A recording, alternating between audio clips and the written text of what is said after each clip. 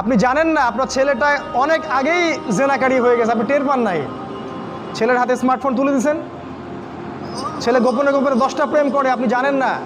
ও দুধ খায় না এখন, মনে করছেন যে ও দুধ খায়, ও অনেক ম্যাচিউরড হয়ে গেছে।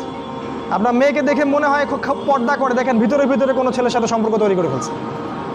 অনেক ঘটনা ঘটে যায়, আমরা সরল মনে অনেক কিছু করি। আপনার ওয়াইফকে দেখেন, আপনি যখন বাসায় থাকেন না কি করে না করে মনিটরিং করেন, টিভি বন্ধ করে দেন, সিরিয়াল টিরিয়াল বন্ধ করেন। এমন কারোর সাথে মিশতে দিবেন না যে আপনার ছেলেকে, আপনার মেয়েকে, আপনার বোনকে, আপনার মাকে বিপথে নিয়ে যাবে। কঠোর হন পরিবারের উপরে, কারণ আপনাকে আল্লাহ পাক আপনার পরিবার সম্পর্কে জিজ্ঞাসাবাদ করবেন, অবশ্যই জিজ্ঞাসা করবেন।